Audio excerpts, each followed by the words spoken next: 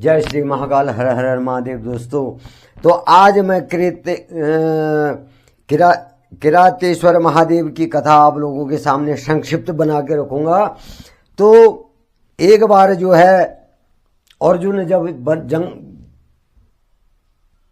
जब भगवान शिव की तपस्या कर रहे थे गंगा तट पर, पर्वत पर जो है, तो वहां क्या होता है, दुर्योधन एक राक्षस को, मायावी राक्षस को बुला करके और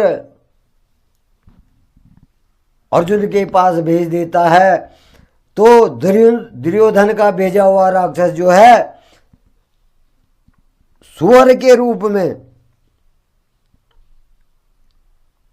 वहां जो है अर्जुन के पास जाता है और अर्जुन को जो है क्षति पहुंचाना चाहता है। तो जब अर्जुन देखता है कि ये जो है सुअर जो है मेरे को क्षति पहुंचाएगा, तो अर्जुन अपने मन में सोचता है कि जो मन में आई हुई शंका है, तो हो सकता है कि ये जो है मेरे को क्षति पहुंचाए, हो न हो ये दुर्योधन का छल हो।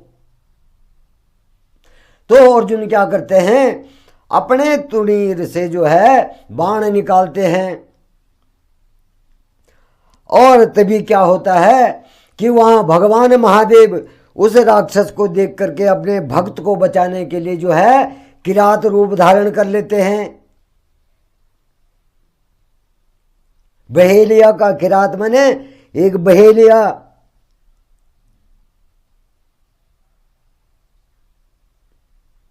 शिकारी जो है उसको कहते हैं किरात।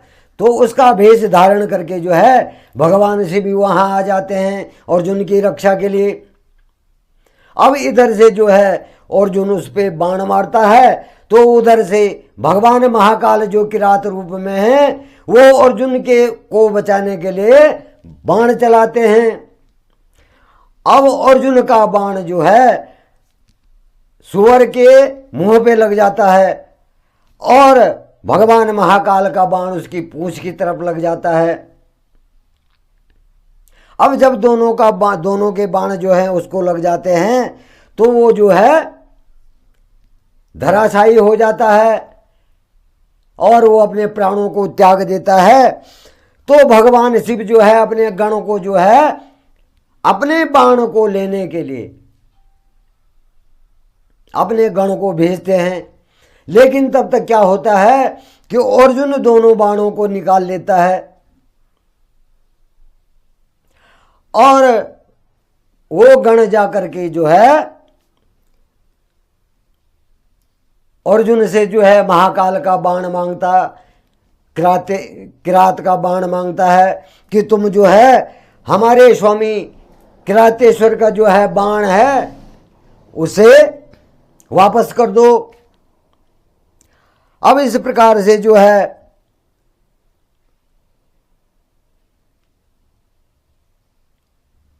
जब वह गण शिव का जो है अर्जुन से बाण मांगता है, तो अर्जुन बाण को देने से मना कर देते हैं और उस पर कहता है, शिवगण कहता है कि तुम तो तपस्वी हो और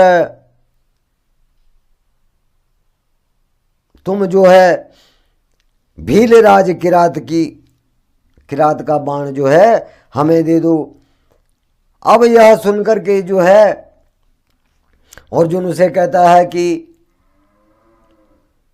मैं बाण नहीं देता हूं। तो वो दूत कहता है कि वो गण कहता है कि अगर तुम हमारा बाण वापस नहीं करोगे तो हमारे स्वामी भीलराज किरात जो हैं आपको मारने आ जाएंगे अपनी सेना लेकर के और तुम्हें मार देंगे। तो अर्जुन कहता है कि हम क्षत्रिय हैं और हमारा धर्म युद्ध करना है और हम किसी युद्ध से पीछे नहीं हट सकते, जाकर के तुम अपने स्वामी से कह दो। अब जियो यह सुनकर के जो है किरात रूप में जो भगवान महाकाल हैं वो सेना सहित वहां आ जाते हैं।